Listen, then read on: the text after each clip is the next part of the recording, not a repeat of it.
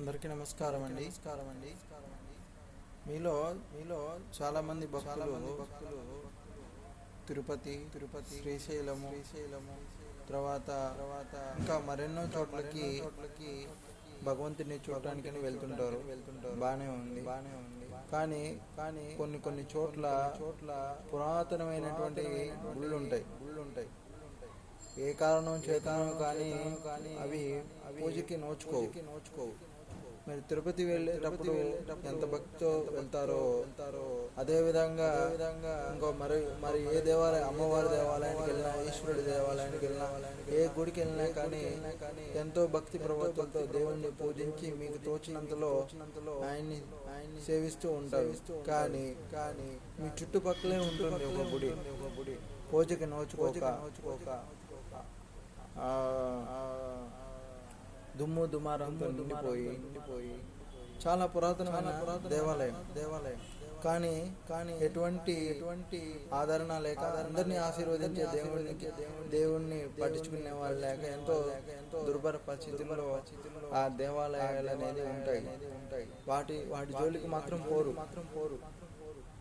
మనం సాటి చదువుకున్న వారిగా ఆధ్యాత్మిక వాదులుగా భక్తులుగా మీ వంతు ప్రయత్నంగా మీరు వెళ్ళి అక్కడ శుభ్రం చేసి మీ వంతు ప్రయత్నంగా ఒక్కరు ప్రారంభిస్తే క్రమం తప్పకుండా ఒకరు చేస్తుంటే ఆ ఒక్కరు ఇద్దరు ముగ్గురు అవుతారు, నలుగురు అవుతారు.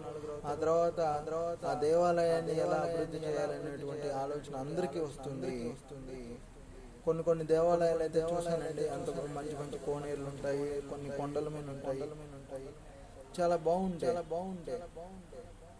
వాటిని కూడా అంతే భక్తి ప్రవర్తనతో సేవించినట్లయితే తిరుపతి వెళ్ళినప్పుడు ఎంతటి తన్మయత్వాన్ని, ఎంతటి ఆశీర్వాదాన్ని పొందుతారో, శ్రీశైలం వెళ్ళినప్పుడు, అమ్మవారి గుడికి వెళ్ళినప్పుడు, మరి ఏ దేవాలయానికి వెళ్ళినప్పుడైనా సరే, అరుణాచలం వెళ్ళినప్పుడు ఎంతటి తృప్తిని, అంతటి భగవంతుడి కృపను పొందుతారో ఇలాంటి పురాతన దేవాలయాలను కాపాడి వాటిని సేవించినప్పుడు కూడా అంతకు 1000 రెట్లు పుణ్యం అనేది మీకు వస్తుంది.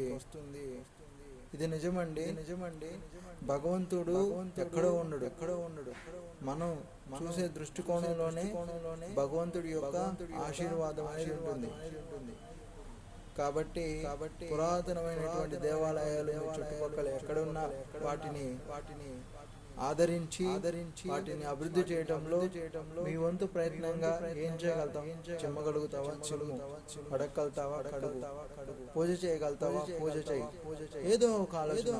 ఆ దేవాలయం వెళ్ళినప్పుడు నీ మనసులో ఉన్నటువంటి, ప్రతి మనిషిలో ఉండేటువంటి పరమాత్మ ఏదైతే చెప్తాడో అది మీరు చేయటానికి ప్రయత్నం చేయండి. ఆ ఈశ్వరుడి కృప, ఆ జగన్మాత కృప, ఆ విష్ణుమూర్తి కృప మీ పైన వేళలా ఉంటుంది. లక్ష్మీదేవి మీ ఇంటిలో ఎప్పటికీ కొలువై ఉంటుంది. దారిద్ర్యం అనేది జన్మలో కూడా మీ దరి చేరలేదు. ఆ భగవంతుడి పుణ్యము 1000 రెట్లై మీ వెంటే వెన్నంటి మిమ్మల్ని తిరుగుతుంది. ఆయురారోగ్య అష్టైశ్వర్యాలతో మీ కుటుంబాలు, మీ ముందు తరాలు కూడా చాలా సుఖశాంతులతో సంతోషంగా జీవిస్తాయి. ఈ సత్యాన్ని మీరందరూ అర్థం చేసుకోవాలని కోరుతూ జై శ్రీరామ్. ఓం నమః శివాయ.